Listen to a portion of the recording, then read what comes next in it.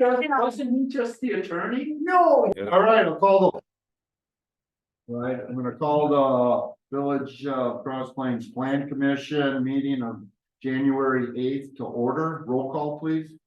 Commissioner Johnson, Here. Commissioner Thusius, Here. Trustee Brunner, Here. Trustee Kittlebaiter, Here. and Village President Langfeld. Here. Stand for pledge of allegiance.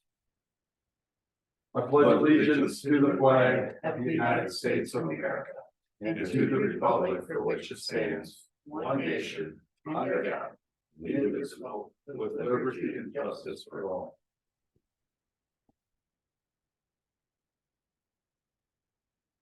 All right, public comment is an opportunity for anyone to address the Plan Commission on any issue. Please observe the time limit of 3 minutes.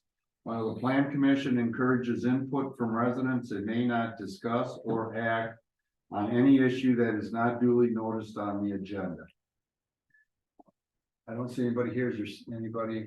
No comments online. I just wanted to bring to everyone's attention that I did receive a reminder from Mr. Ladopoulos asking to republish a letter that he wrote to the village earlier this year on a meeting that we did not end up holding. So that has been included in the packet for your review. I thank you. Mhm.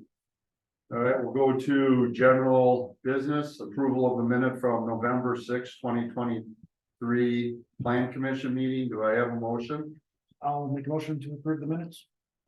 Do I have a second? Second. I have a motion and a second to approve the November 6, 2023 minutes. Any discussion? All in favor, say aye. Hi. Aye. All opposed, same. So moved. Number 2. Discussion and possible action, extraterritorial jurisdiction, ETJ certified survey map review. Valentine Lot, CMS. I don't know, I can't remember, do we need to make a motion on this, or is this just an information thing? I can't remember what we did. We'd still need to make a motion to approve. This was reviewed by Sonia. She said it met all of the statutory requirements for the ETJ approvals. If you have any questions, Sonia is with us remotely tonight. But again, this one did meet all of the review criteria for approval tonight. So Can you if tell there's me any what they're trying to questions. do? What are they trying to do out of this? I think they're gonna build another house. don't you? Okay, so That's they're what I kind of. They're just trying to separate that other parcel for one more. It's a weirdly shaped lot and a very different structure as far as what they're trying to split here. I would try to put it up on the screen here. Sonia might know better exactly what's going on within it, but I don't want to speak for her here either. Hi, everyone. Yeah, I could just describe what I do know. There's an existing sort of rural parcel, and they're looking to create lot 1 of the new CSM, which on the screen now is outlined in that thicker black line. And included within that parcel is the existing home and a septic tank and an outbuilding that comes all the way down to Highway 14, where it has the minimum frontage required. And then the rest is just remnant from the parcel as it exists today.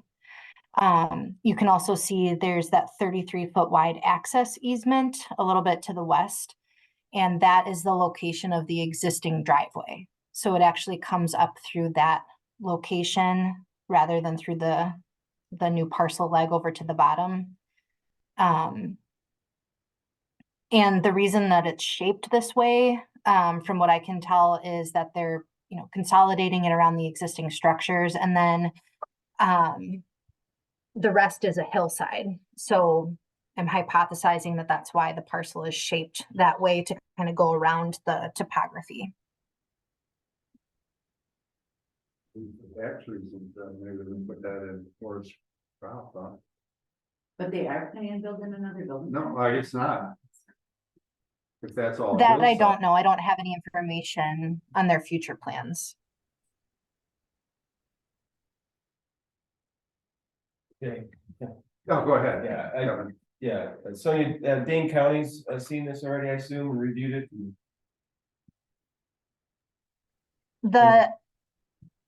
If I heard correctly, you were asking if Dane County needs to review it. Yeah, They do need to. I'm not sure the status of their review. But the town, the county and the village all need to review it. Yes.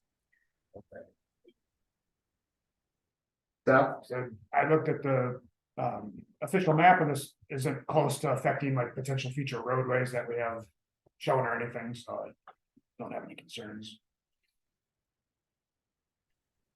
I'll make a motion to approve the proposed CSM. I'll second. All right, I have a motion and a second. Any discussion? All in favor, say aye. All opposed, same, so moved. Thank you, Sonia.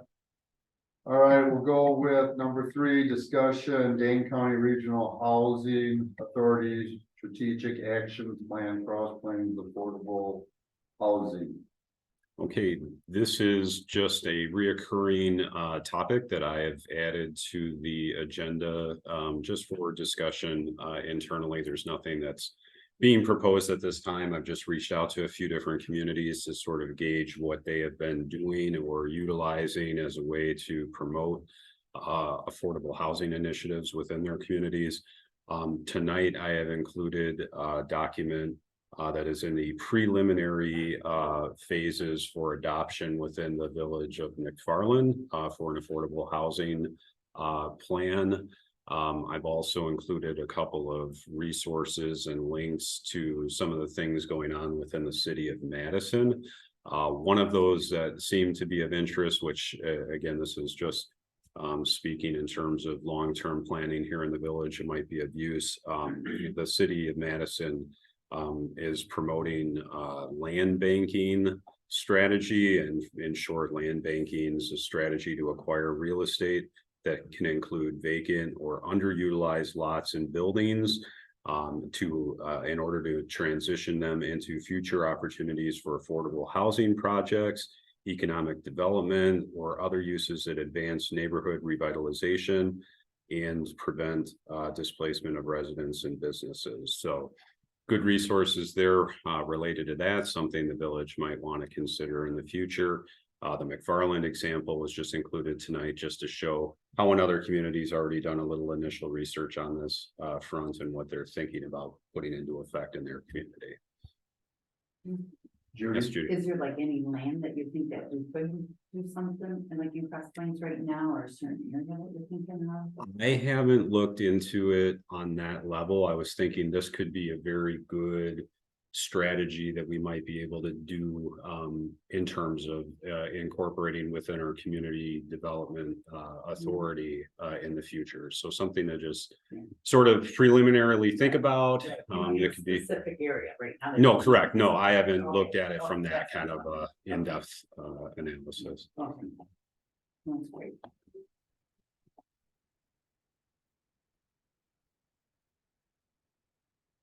Right, any other questions or topics or thoughts? She said McFarland, this is proposed at this point in there and they haven't Correct. implemented it. Yeah, this is what they've come up with. It hasn't reached the board yet for adoption.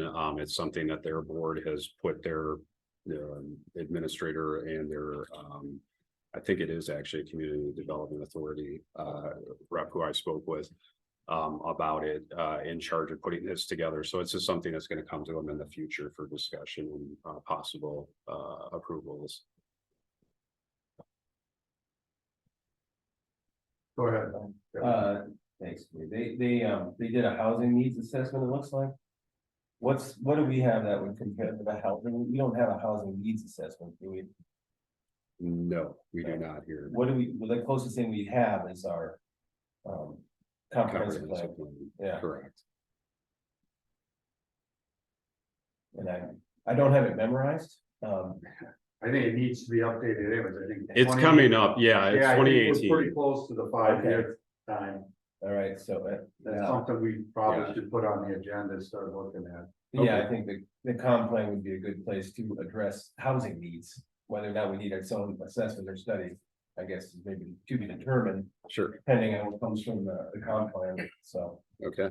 Sounds like the timing is good to address this issue. Yeah, and as we move forward and start to associate our community development authority here in the village, recently created and giving it more tasks and possibly some financial oversight of some opportunities to run some programs within the village. I think these are good, starting points for review and comparison to what they could potentially bring to the community in the future.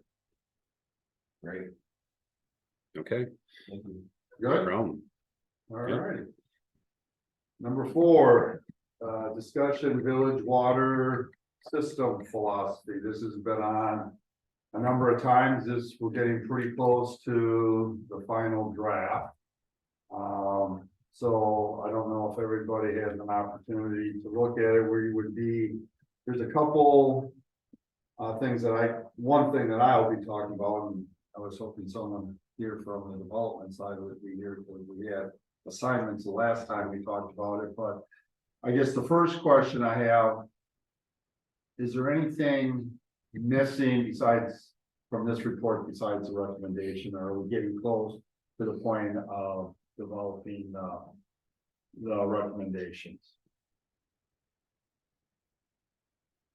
I thought that the background was pretty good, and that it's time we need to start getting the recommendations. I didn't see anything in particular in this update that was needed further changing or enhancing or anything. The recommendations is kind of where we're all. Everyone's waiting for that. Okay, all right, any other people? Kevin? Yeah, I agree with Seth. I read through it twice today again, and sort of reminded myself of what's all in there, because it's fairly comprehensive, and there's some history, but without trying to look too much at the current proposed development, trying to be more holistic across the village. Yeah, we need to make some decisions about water. And I think that the sooner we can make those decisions, the better that the village will be, and potential future development or developers will be as well. So time to make some decisions. All right, did you have anything? So the last time we talked about. Yeah, one. Oh, I'm sorry, Doug. So, I don't know if this is worth revisiting or ever talking about again, but I don't understand why we can't hook up to Valley, Iowa, like it. All these other communities have some creeks and some other things, like I feel. I don't know when the last time we asked was. I've heard it ever since I've been around. Jerry has talked about it. I don't know if it, because it's a issue, it's a problem. It's what makes our water and sewer so expensive. And there's a lot of creeks and lots of waterways everywhere. I think it might be worth asking one more time, or at least getting more of an explanation perhaps, but like, that's a big deal to people in our community. Like, village board member, that's what I hear all the time. I explain it, they kind of understand it, but then they're like, well, how's Scott Grove different? How's want to keep a 6-month frequent scale with you? I just don't have, like, I think we've approached them twice. I think the permit was denied twice. I don't know that. I don't know if there's been changes in technology or anything like that might make it more. Well, I'd say I don't know about the changes in technology, but they clearly have come out a lot closer to us than probably the last time we looked at it. I mean, you look where they're running water and sewer to even parts of Madison now, it's a lot farther than what it was 10 years ago. I think that's something we can look at. I would think just looking at the map on how far they go out and then making a phone call might be enough on that. But I don't know if that necessarily has an impact here. I don't know. I would think it probably would not, because I would think they would hook into our system and then we would just pull that way instead of that way. So I don't know, but it's worth something to look at.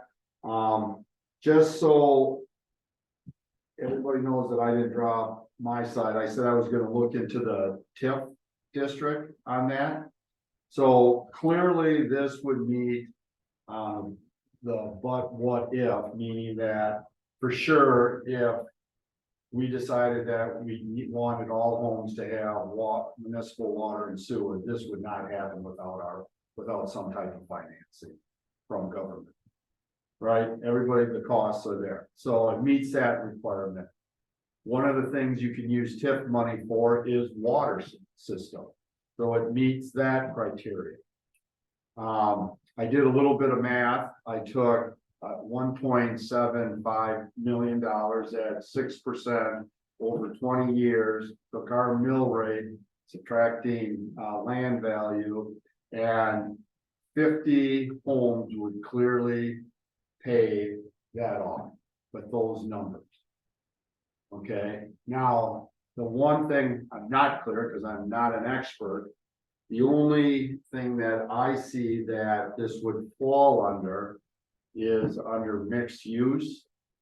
And I guess I don't know what mixed use means, in the sense there is a percentage of how much can be residential, how much can be conservation, you know, that kind of stuff. So if that's something that would be needed to look into, I don't want to go to Ellis with this until it would be an option people would be willing to do, because there's a whole lot of steps. But if we get to the point where, and I was hoping, and I see Nick is on there. Odysseus and Brian Elliott from the All-Star Group.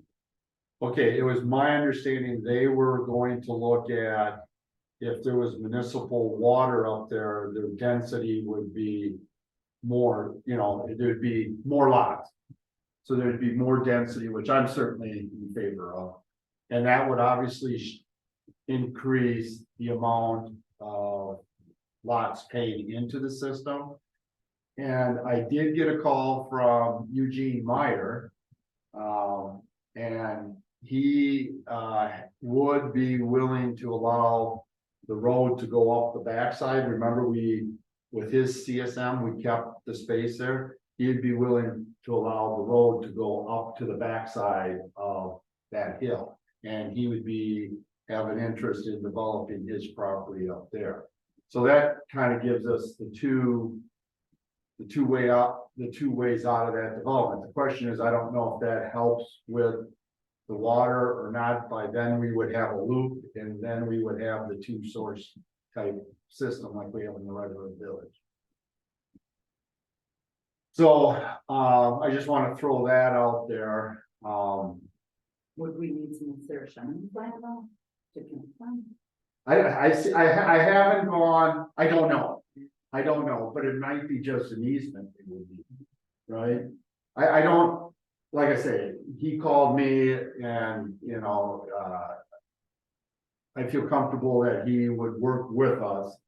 And it seems like he's also on that list, you know, that supports the development. So I don't know, those are the only loose ends that I think we need to get from them, because if we're gonna go with a calculation, that's if people have an interest. Now, remember, in the village here, if we go to form a TIF, we have to go to referendum.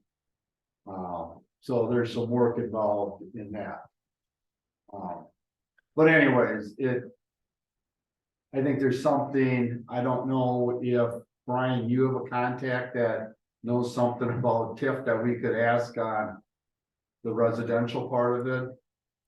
Well, I know Sonia just added a comment stating that the mixed use TID requires a 35% residential mix. That was max. Maximum, yeah, correct.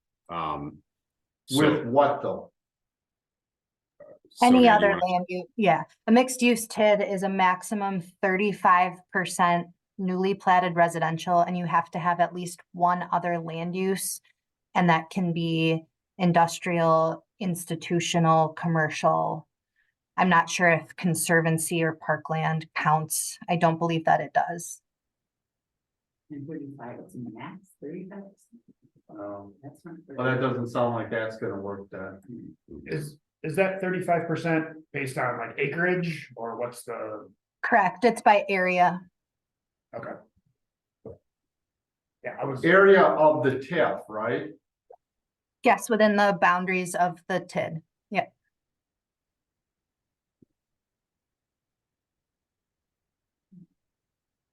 Go I ahead, mean, it's Seth. good information. I think, as you pointed out, going the referendum for a TIF to build expensive single-family residential housing is gonna be a tough, a tough sell.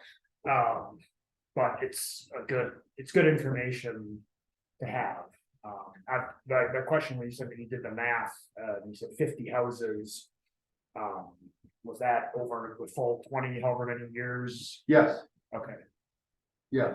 I took, our average, in this, I went low because on your tax bill, it's pretty easy to do. We do an average of a $350,000 home, what the taxes is. You take out you gotta take the land value. So from the land value to what the improvements are, that part of the taxes would go to pay.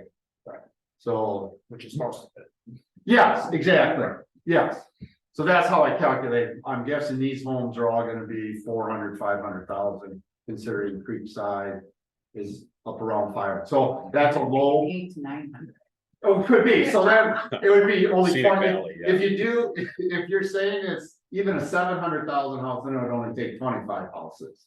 What I'm saying is, there is quite a bit of revenue brought off of raw land, putting a house on, the increment is pretty large. So, I mean, mathematically, I was pretty comfortable that this would probably work. But if it's, I didn't know if it was qualified. Question for maybe for Sonia, are you aware of any other single family residential developments that have used TIF funding? I believe they do, but they're all subject to this, 35% maximum. So there are instances where, there's adjacent land that can be brought into the TID boundary that would make up the remaining, roughly 2/3 of that requirement. So it does happen. But it's challenging if you can't meet that maximum residential, and adjacent to this location, I'm not sure that you have a lot of options to make up that much land area. Thank you. Is there any other, I mean, there are like 8 or 9 different categories. And of course, Yeah, there's like didn't a blighted Oh, TIF, for- industrial TIF. Well, there's ones where it's for conservancy, there was one for obviously, brownfield area, there was like 8 different categories.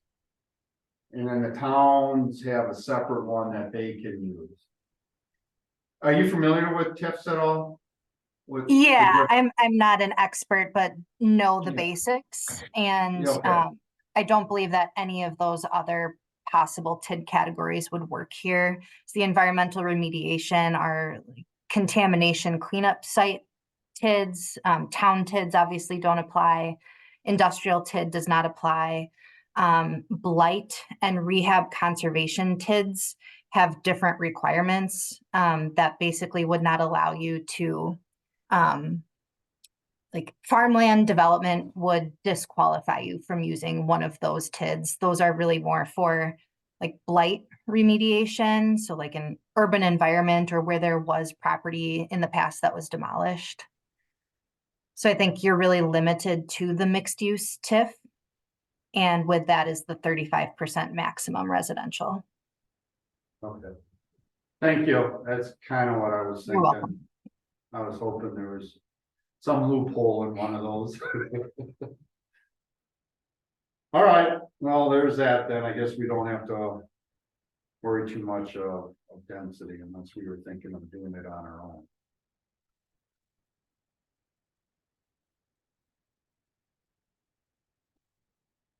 All right. Well, we really can't make a decision tonight because it doesn't have action on there, so we can talk about it. So what are people's thoughts on what you're thinking for recommendation? Yeah, this whole exercise has been a little bit of a right cart before the horse exercise. Where we've had the subdivision that we've been, talking about for 10 years or so. And really, we didn't have a plan in place to really address the water issue when it came. And, I'm of the adage, I think I used the word holistically earlier, but I'm of the adage to go back and look at all the zone 2, zone 3 issues, and I think it's somewhere, I was just trying to find the exact part where it recommended a plan, an actual map and a plan to see what those might be, overlaying it with our comprehensive plan, to see where light industrial, where homes may go in the future and how what the water needs are for those locations at that time. And see, I guess, reinvent, if you will, or reconsider our comp plan based on the really extraordinary issue we have with water supply. We did that when we thought, hey, water, you can put houses up here, it's a good spot for houses, and I'm not, probably is, but at the time, I know we didn't consider getting water up there as a real big issue, and now we're talking tens of millions of dollars to fund water in these high zones, in the zone 2 and 3, or collectively 2 and 3.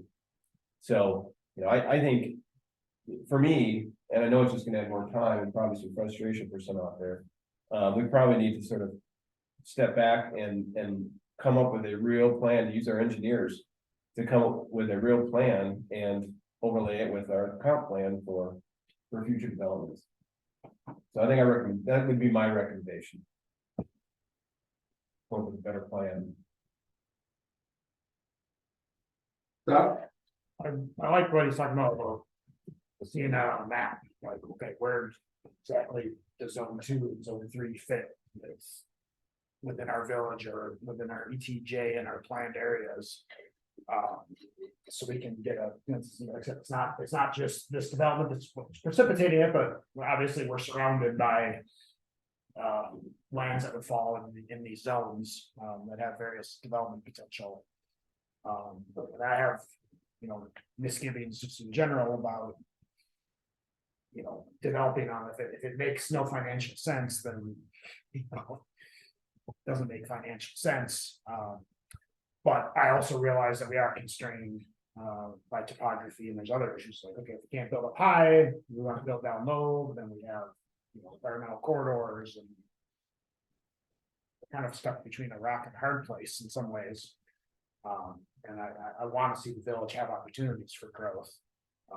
But again, I think that, for very good reasons, municipalities are encouraged, almost required to, develop where municipal services can be provided. If we can't provide them, then maybe it's not a good place to grow. Or at least provide them I won't say cost effectively, but something that even is feasible, economically feasible. That's kind of where I'm stuck. Right. Doug, thoughts? I think a lot of the same lines and stuff. It's a challenge for the our way out. And I want to be a responsibility and also, our environment is a part of the I think going back and land up the river and really seeing where it makes sense. There's a good stuff. Okay. Judy? We do need to do more homework on it, but I'm trying to think, because I feel like this has been going on for another year. But like, okay, so to do the water there is so costly. But why, is it us that do not like wells, or why don't we offer wells? Like, if they wanted to build up there, people wanted to have them well, or can they not do that? Well, one, it's against, it's against the ordinance, basically. There are exceptions, but they're supposed to be unique exceptions, not, because if you do, here's the thing that got this going. If you do one, then you're basically allowing, and you're probably now, we know with some of those, we're talking about 400, close to 400 units. if you throw in Weber's, not Weber's, but Eugene's, I don't know how many you can get up there. But it'll be, and then you're gonna look at the same thing they're gonna wanna do on the PI property at the high elevations. You could be talking about 600-700 private wells. And is that what a village wants? I mean, most people, and I'll let Sonia talk, because she can speak more on what others, it's rare that we would switch from a municipal water system to a private water system. Sonia, do you have some comments on that? Yeah, I can't get into the level of detail that an engineer would, but I would just reiterate what you shared, Jay, that a municipal water system is regulated and protected from potential ill effects of things like groundwater contamination. So that I know is a piece that is discussed in this document, but that's kind of the commonly discussed part, that the municipal water system is more regulated and can protect from things like that. I don't have a lot more kind of technical information that I could really add. That's good. Yeah, and the other part for me is I believe we should have as much density as possible when it comes to housing. Because, I mean, we gotta save the environment and keep people. I think we did a good job on Creek Crossing. If you look at how many homes are in there. But you talk about fire now, when you go to well, there are no fire hydrants. They've got to haul everything. And the chief has made it very clear, if we go this route, there should be wider distance between homes, which means you're gonna have a lot less density.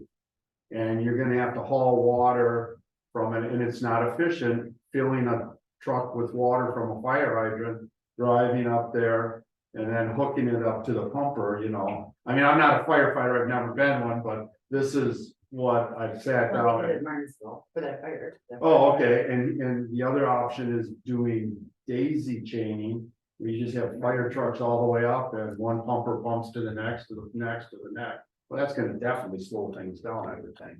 So I think there's a real safety hazard too, unless we're gonna go with what he says, you know, do a rural development inside of urban setting. So, I like, Kevin's idea. I think we have to go a lot deeper though. I think he's correct. I'd like to see the map with it, but I think we have to also tie into that, what our future water needs are, because everybody's talking about how expensive, but it was just 4 years ago, we were this close to approving a reservoir. I mean, we were this close to discussing an impact fee for a reservoir, so I know a reservoir is coming in the next, we're gonna be pressured for the next 5-6 years, so if we're gonna build one, why not build it where we can expand, you know, our water system instead of just. So I think we gotta add that to it, you know, what we're going to need in the future and how far that is, so that should be all part of the plan. I like building it into the comprehensive plan. And then some of that discussion can be done then if we look at that. But I'm kind of like in the direction that we're kind of headed in, that we really, this is too big of an issue to just piecemeal, I guess. Did you want to say something, Kevin? I didn't know. Oh, I'm sorry, Seth.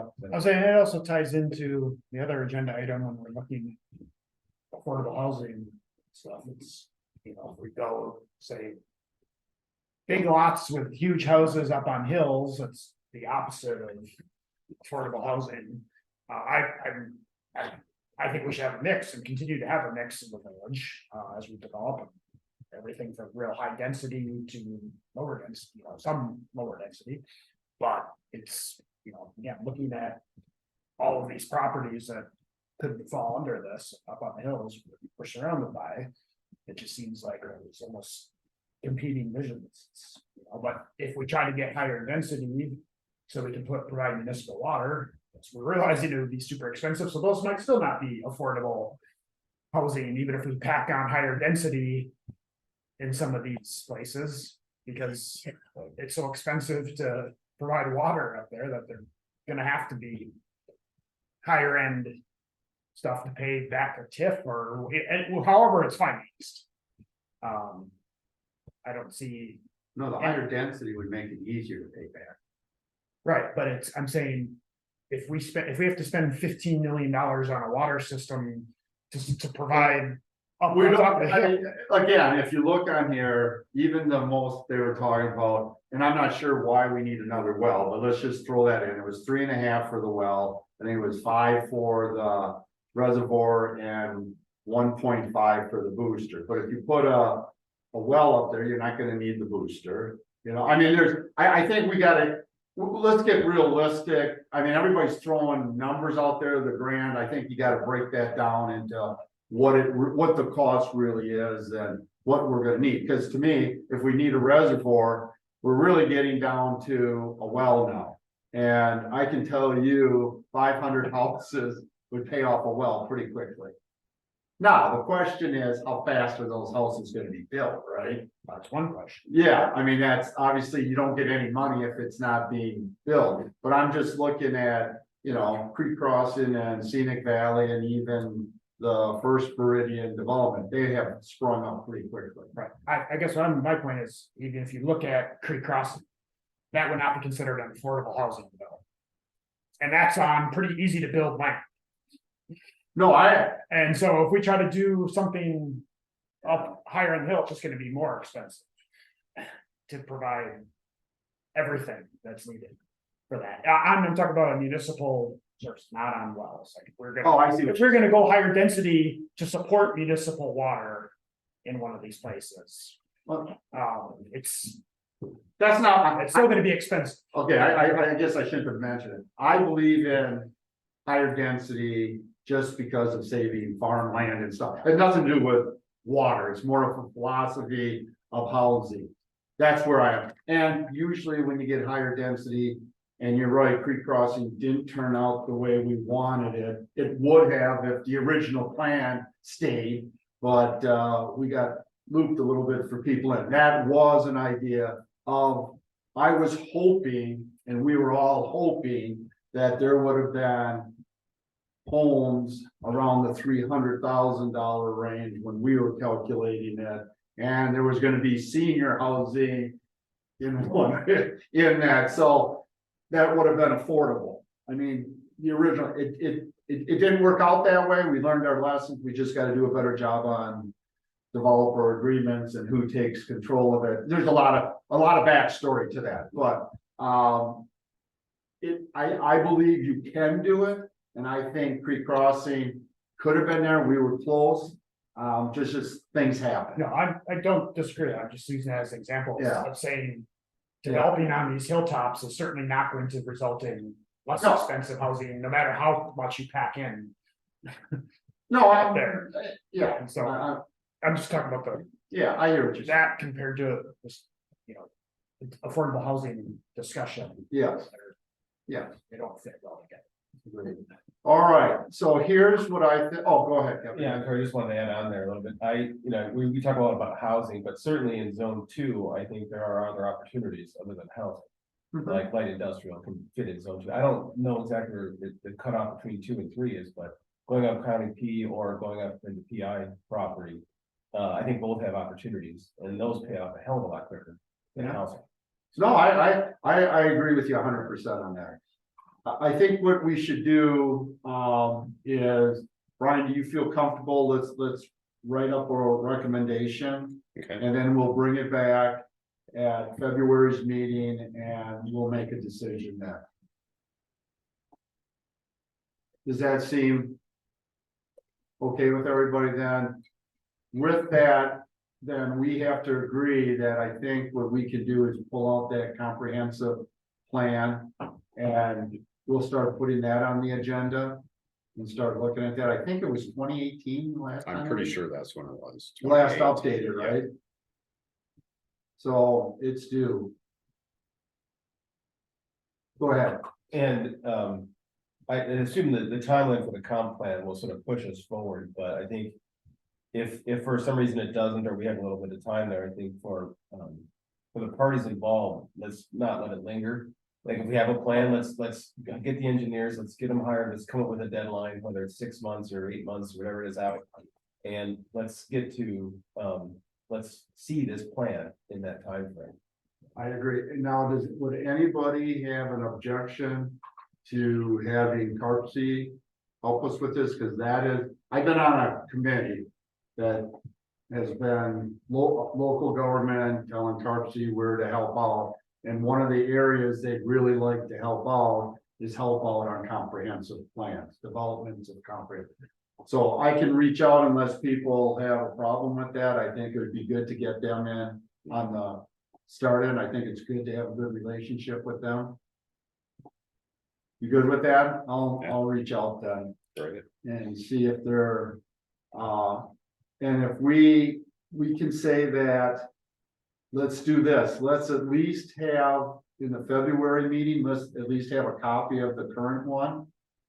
And then what we can do at February staff meeting, see if, Brian can do an overlay of the water system. Okay.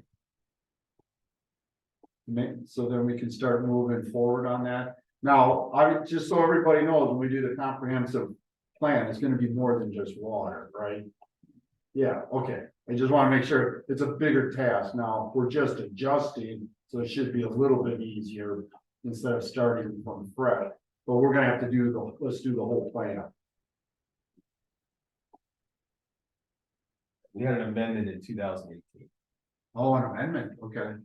When was the original one, do you know? I'm waiting for it to load. I think it was. Wow. No, it is, sorry, December 2018. There was an amendment earlier that year, then we did the final plan, Okay, December 2018. okay, that's So what I we're only thought. out of compliance. Yeah. That's not bad. for us. No, but it's because we're growing so much, I think it's important in how we're shifting things. It's time we take a look at that, because we've made a lot of changes from, what was at one time manufacturing and industrial to now residential, and what was retail, now residential, and yeah, so I think the timing is perfect right now. And with this issue, it just pushes it that there's gonna be more coming. All right.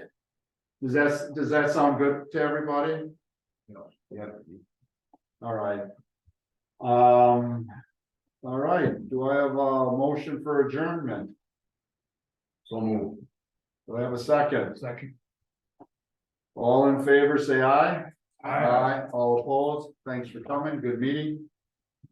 We'll get started on that. Can you resend that